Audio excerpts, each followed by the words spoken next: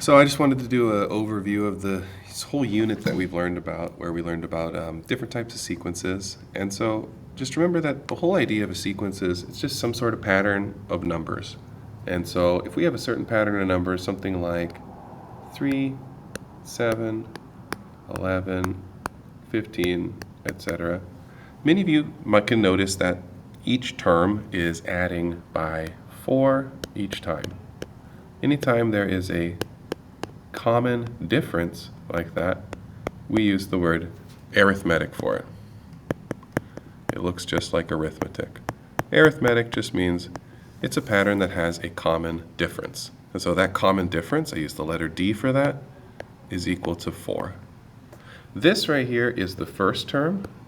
This right here is the second term, third term, fourth term, etc. And what you might notice is that the second term is the first term plus 4. I could also write it with the numbers in parentheses, and it means the same thing. A3, the third term, is just the second term plus 4. A4 is the third term plus 4. And this is true forever, like the 100th term is the 99th term plus 4. In fact, whatever term you're on is just the prior term, the previous term, plus 4. And this right here is our recursive equation for an arithmetic.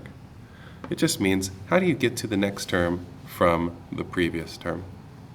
But that doesn't answer the question of how do I get from term 1 to term 100 without figuring out every term in between. Recursive is useful only if you want to get from one term to the next one. If you want to get from term 1 and skip a whole bunch, then you need to use what's called the explicit formula. So if you look back at how I drew this out at the beginning, you might notice that I added 1 4 to get to term 2. I added 2 4s to get to term 3. To get from term 1 to term 4, I added 3 copies of 4. So every time that I want to get to a term number, I have to add 1 fewer 4 than the term number that I'm trying to land on. From term 1 to term 10 is 9 steps away. From term 1 to term 100 is 99 steps away. So if I want to get straight to term n from term 1, I start at 3, and I add the number 4. If I wanted to get to term 10, I'd add it 9 times. If I want to get to term 24, I'd add it 23 times. So every time I get to a term, I add it 1 fewer times than the term number.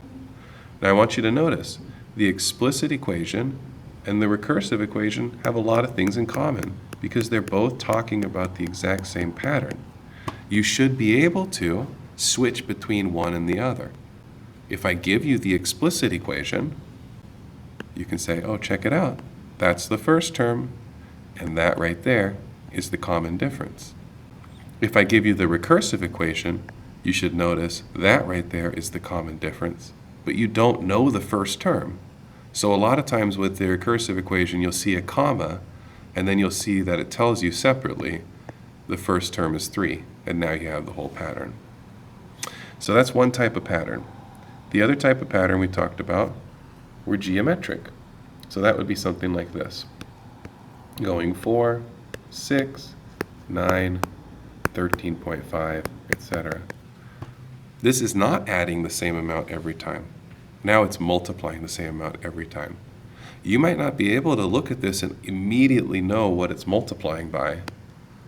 If you grab a calculator and go 6 divided by 4, you can see it's 1.5. If you do 9 divided by 6, you see that's also 1.5. That's called the common ratio. Each time I multiply by 1.5 to get from one term to the next, I used the letter D because it was a difference when I was doing an arithmetic, and I used the letter R because it's a ratio when I'm doing a geometric pattern. So my recursive here is that term n, that's going to start lagging on me, term n is term n minus 1 times 1.5.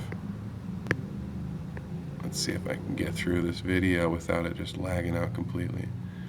That's my recursive. Term n is term n minus 1 times 1.5. I could have written that with the parentheses, or I can write it with the little subscripts that are down below. That's my recursive.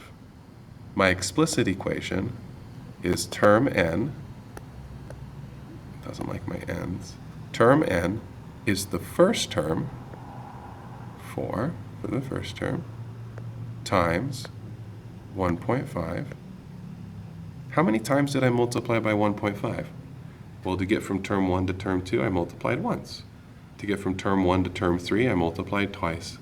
To get from term 1 to term 100, I have to multiply 99 times. Every time I'm going from term 1 to a certain term, I need to subtract 1. So if I want to go from term 1 to term n, I have an exponent of n minus 1. The exponent lets you repeatedly multiply. So we have arithmetic, we have geometric, and for both of those we have recursive and we have explicit. That's an overview of all the different stuff we did. Please make sure you're checking out the different practice problems, the study guide, and that you come with your page notes. Let me know if you have any questions. Thanks for watching.